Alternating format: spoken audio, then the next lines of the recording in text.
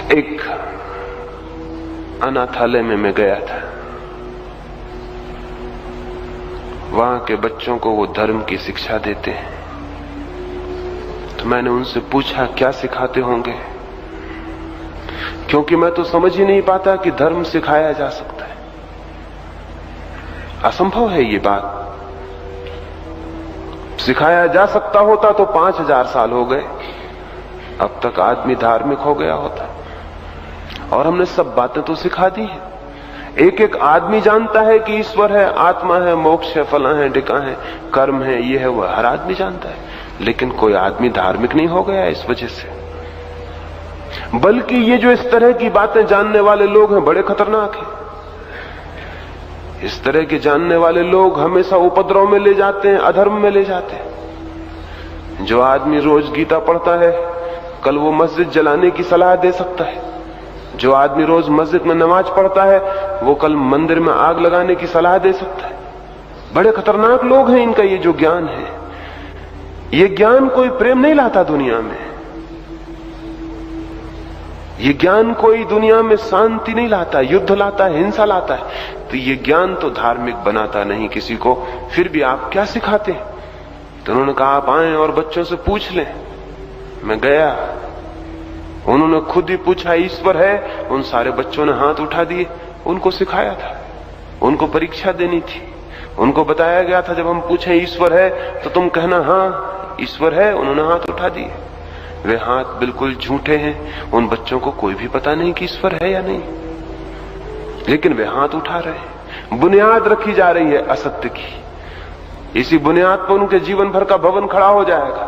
ये बुनियाद झूठी है। इन बच्चों को कोई भी पता नहीं। और इतना बड़ा असत्य जिन बच्चों को हम सिखा रहे हैं, हम अगर आशा करें कि जीवन में वो सत्यवादी हो जाएंगे तो निहायत नासमझी की बात है। इतना बड़ा असत्य हम उन बच्चों को सिखा रहे हैं जिनको कोई पता नहीं। उनको हम कह रहे हैं ईश्वर है, और जो कह रहा है बड़ा मजा ये है, उसे भी कोई पता नहीं, उसे भी किसी ने सिखाया है। मैंने उनके अध्यापक के कान में पूछा तुम्हें पता है ईश्वर के होने का? मुझे तो नहीं, लेकिन हाँ है तो जरूर, क्योंकि सब कहते हैं। इन बच्चों को भी सिखा दिया आत्मा है। उन बच्चों ने कहा है कहां है? उन्होंने अपने हृदय पर हाथ रख दिए। यहां। मैंने एक छोटे बच्चे से पूछा कि हृदय कहां है? उसने कहा ये तो हमें बताया नहीं गया। जो बताया गया वो हम बता सकते, जो नहीं बताया गया वो हम कैसे बता सकते? हृदय कहां है ये उसे पता नहीं, लेकिन आत्मा कहां है तो वो कहता है यहां है। ये हाथ कितना झूठा है, लेकिन ये सीख लिया जाएगा। और जिंदगी भर जब भी प्रश्न उठेगा और जिज्ञासा पैदा होगी और इंक्वायरी पैदा होगी कि आत्मा कहां है, ये झूठा हाथ मशीन की तरह यहां चला जाएगा और कहेगा यहां। ये गेस्चर बिल्कुल झूठा है। यह हाथ का उठना बिल्कुल झूठा है। हम सबके हाथ भी उठेंगे। अगर मैं आपसे पूछूं आत्मा कहां है तो आप कहेंगे यहां। यह हाथ भी वही हाथ है जो बच्चे का उठा के लगा दिया गया था। बूढ़े हो जाने से कोई फर्क नहीं पड़ता है। बचपन में सीखी गई आदतें काम करती रहती हैं। आपसे पूछें आत्मा कहां है, कहेंगे यहां। आपने जाना है यहां क्या है? कोई पता नहीं उसका कि यहां क्या है, लेकिन हाथ उठता है और चला जाता है। ये जो सारी तरकीबें हैं ये शिक्षाएं नहीं हैं, बल्कि इस एहसास के कारण कि मुझे पता है आत्मा यहां है। कभी आप आत्मा को खोजते भी नहीं, क्योंकि जिससे ये ख्याल पैदा हो गया कि मुझे मालूम है, वो खोजेगा क्यों? हमारी खोज बंद हो गई है सारी दुनिया में धर्म की।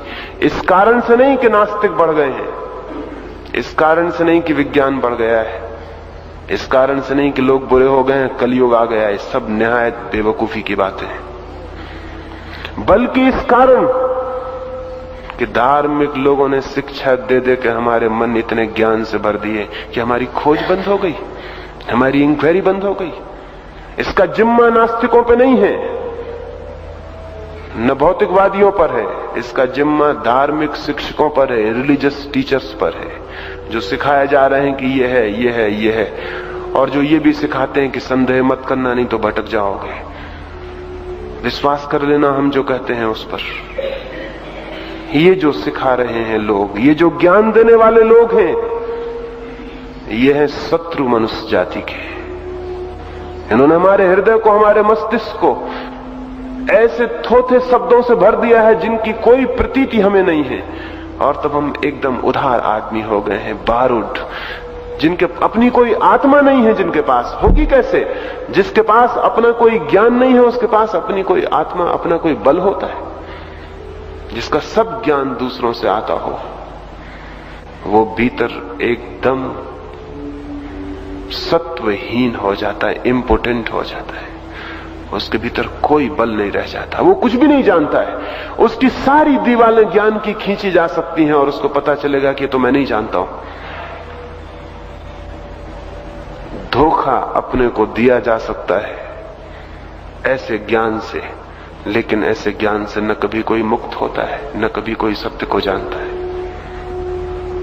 तो मैंने कहा, इन बच्चों के साथ बड़ा दुर्व्यवहार, बड़ा अनाचार कर रहे हो। आज तक अधिक माँ बाप और शिक्षकों ने ये किया है। बच्चों के धार्मिक होने की सारी संभावनाएं बंद कर दी हैं।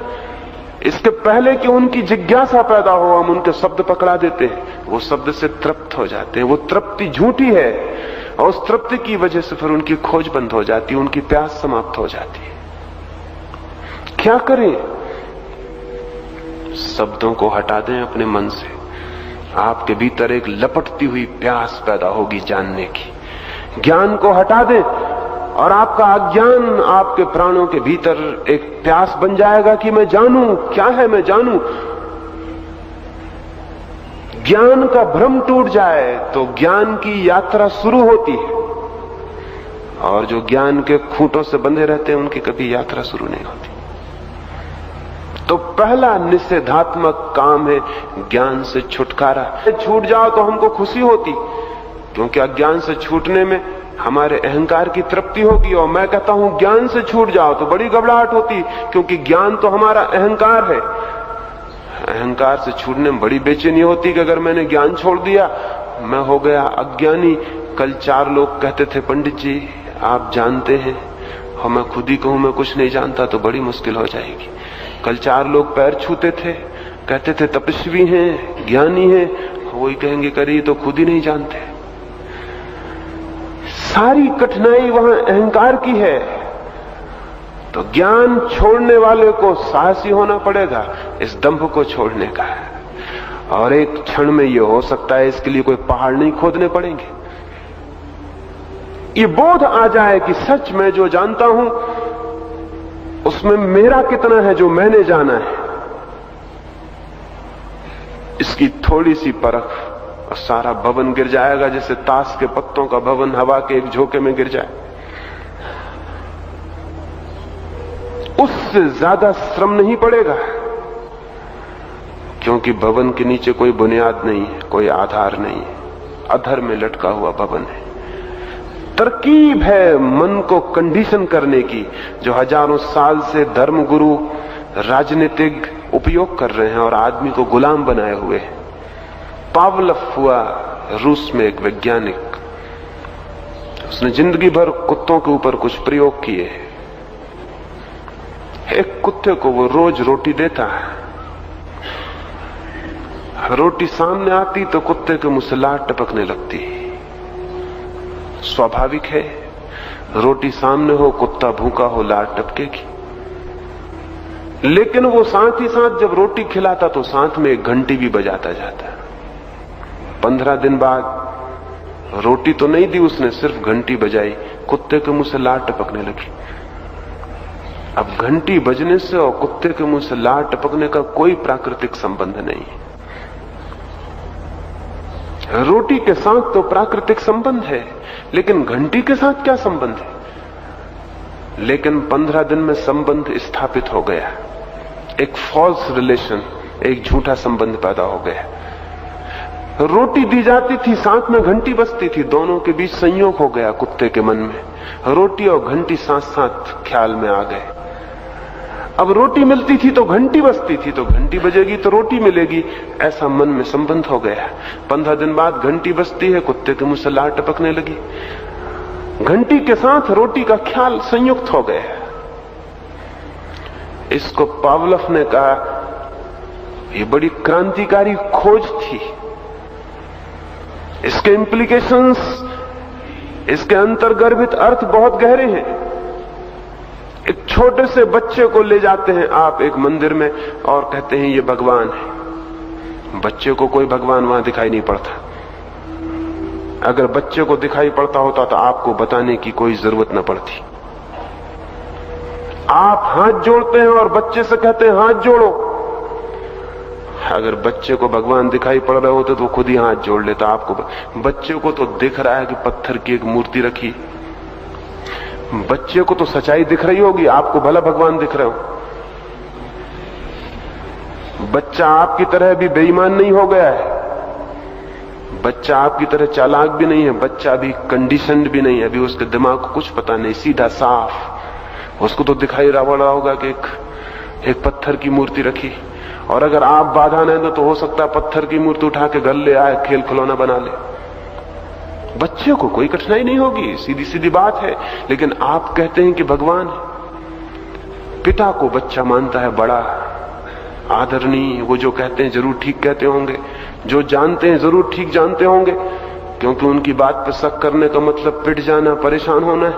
तो ठीक ही ताकतवर है, वो ठीक ही कहते होंगे। फिर जब उनको हाथ जोड़ते देखता है और गांव के लोगों को हाथ जोड़ते देखता है, वो भी हाथ जोड़ के खड़ा हो जाता है। ये हाथ जोड़ना उसके चित्त में बिल्कुल झूठी घटना है।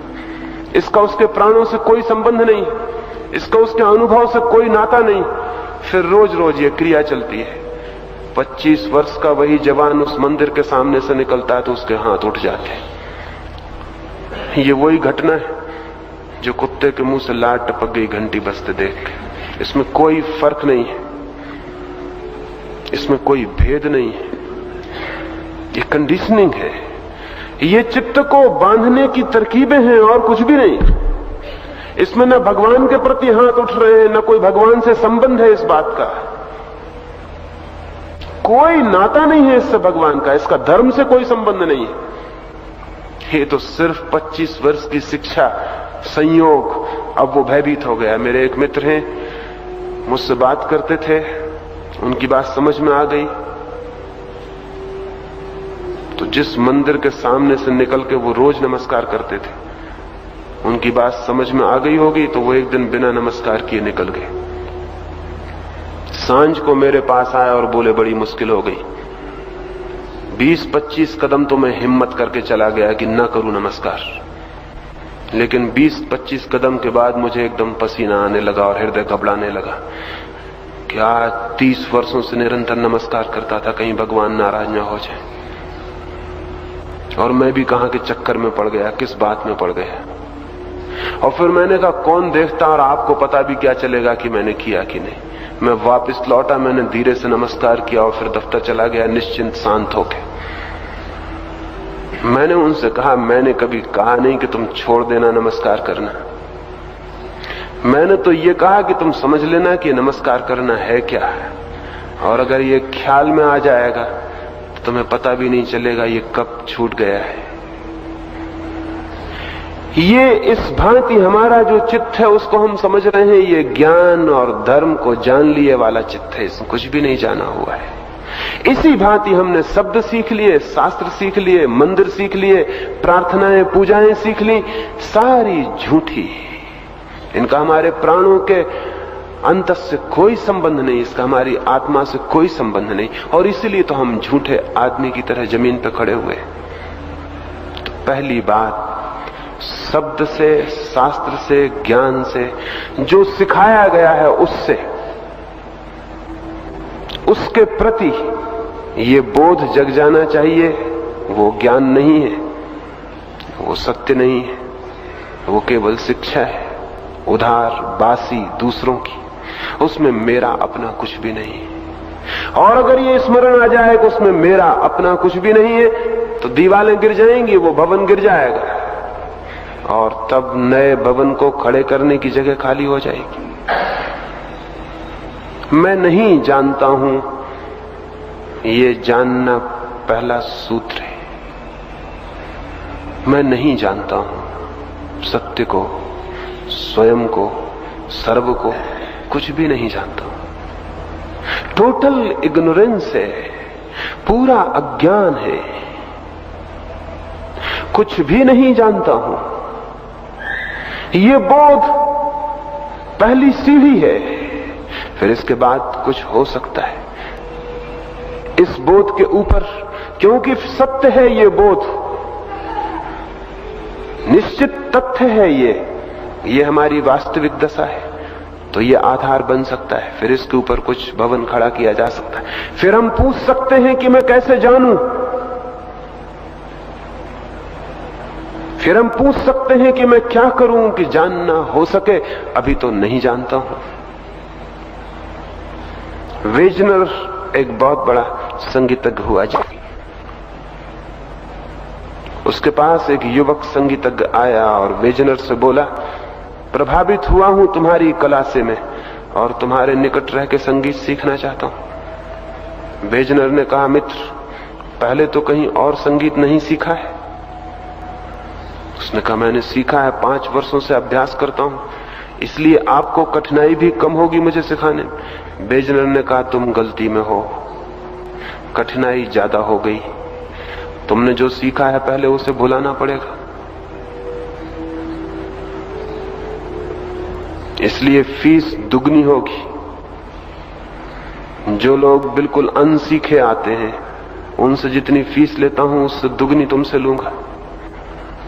क्योंकि पहली तो मुसीबत यह हो गई कि तुमने जो सीखा है वो भुलाना होगा, वो अनलर्न करना होगा, उसे साफ करना होगा।